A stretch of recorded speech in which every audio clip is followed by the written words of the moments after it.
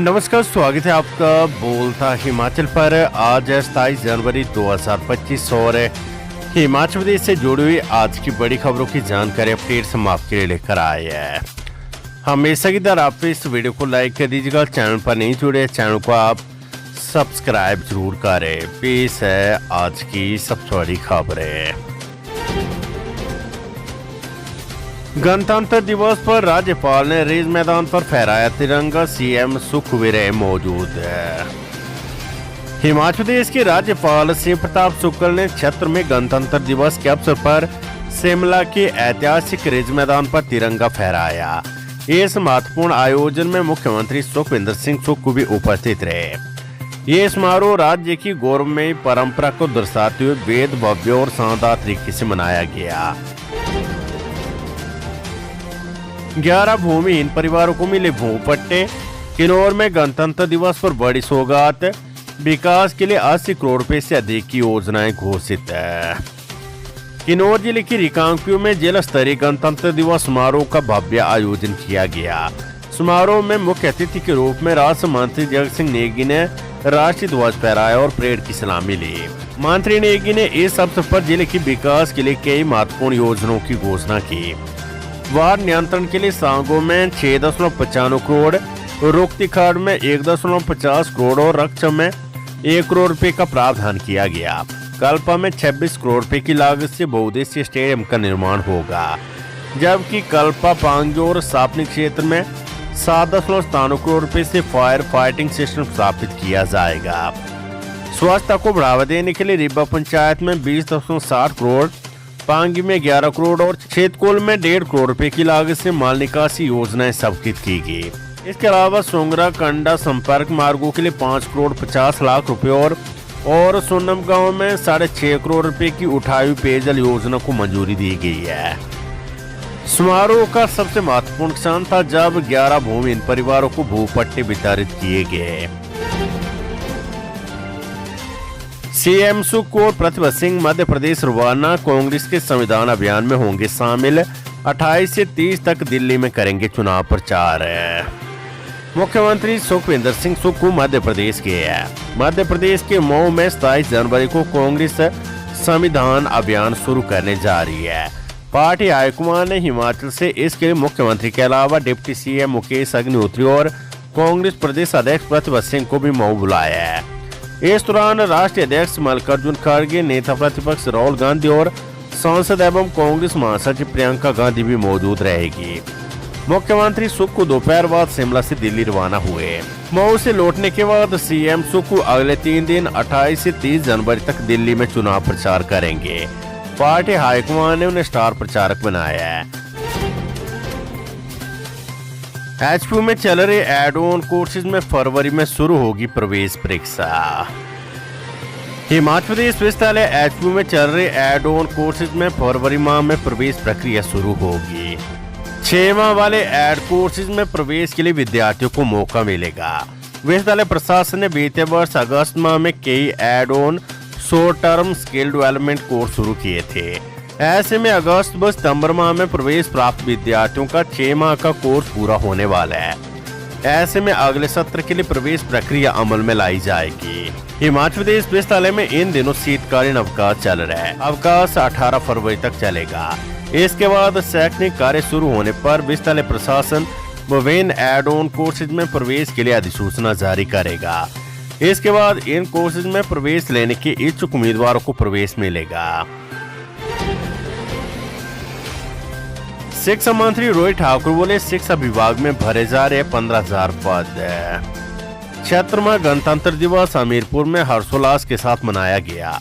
आणु के synthetic track मैदान में आयोजित जिला स्तरीय समारोह में शिक्षा मुद्रण एवं लेखन सामग्री मंत्री रोहित ठाकुर ने राष्ट्रीय ध्वज फहराया तथा भव्य परेड की सलामी ली। रोहित ठाकुर ने बताया कि प्रदेश सरकार ने सरकारी कर्मचारियों के लिए ओपीएस लागू की है और विभिन्न विभागों में हजारों पद भरने का निर्णय लिया गया है। अकेले शिक्षा विभाग में ही लगभग 15,000 पद भरे जा रहे हैं। सरकारी स्कूलों की दशा सुधारने और विभिन्न संस्थानों के संसाधनों के भरपूर उपयोग के लिए क्लस्टर सिस्टम लागू किया गया है। पहली कक्षा से अंग्रेजी माध्यम से पढ़ाई आरंभ करने का निर्णय लिया गया है। और प्री प्राइमरी कक्षों के लिए 6,200 एनटीटी शिक्षकों की भर्ती को मंजूरी प्रदान की गई है। नेता प्रतिपक्ष जयराम ठाकुर बोले, हिमाचल प्रदेश में भाजपा की सरकार होती तो लागू होता यूसीसी। शिमला में अपने आधिकारिक आवास पर मीडिया के प्रतिनिधियों से अनौपचारिक बातचीत में नेता प्रतिपक्ष जयराम ठाकुर ने बताया कि उत्तराखंड सामान्य नागरिक संहिता यूसीसी लागू करने वाला देश का पहला राज्य बना है। इसके लिए केंद्रीय नेतृत्व के साथ साथ उत्तराखंड की सरकार भी बधाई की पात्र है।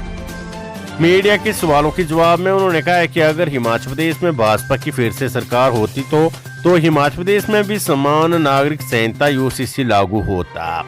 यूसीसी आज देश की मांग है और भारतीय जनता पार्टी ने अपने संकल्प पत्र में भी समान नागरिक संहिता को लेकर अपनी प्रतिबद्धता जाहिर की है।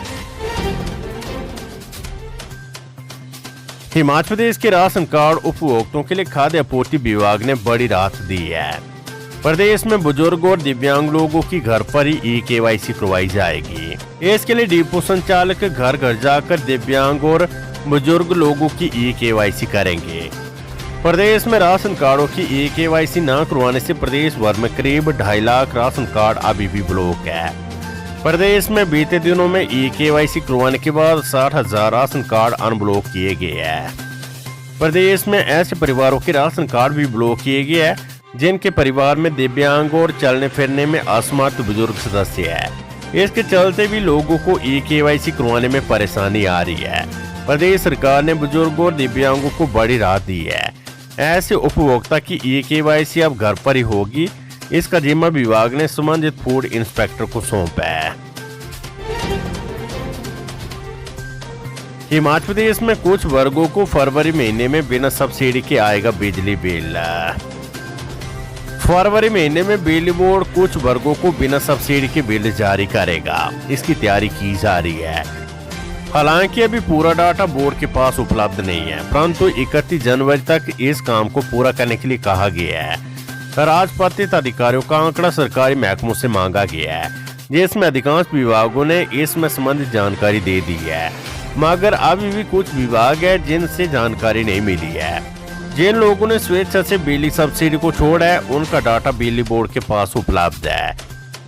उनको बिना सब्सिडी के ही बिल आएगा। उपभोक्ताओं को सरकार ₹1 प्रति यूनिट की दर से सब्सिडी प्रदान करती है, जो कि स्वेच्छा से सब्सिडी छोड़ने वाले 1100 के करीब उपभोक्ताओं को नहीं मिलेगी।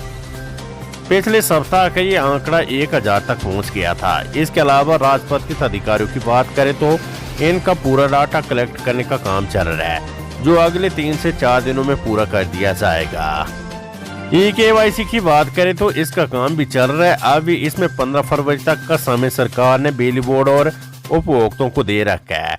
सरकार ने साफ कहा है कि 15 फरवरी तक जो लोग अपनी केवाईसी नहीं करवाएंगे तो खुद ब खुद मान लिया जाएगा कि वो लोग सब्सिडी नहीं लेना चाहते हैं, जिसके लिए सरकार अलग से फैसला लेगी।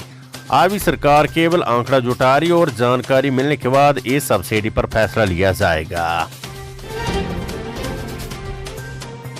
हिमाचल प्रदेश के डिपो में हाथों हाथ बिक रहा है मक्की का प्राकृतिक आटा।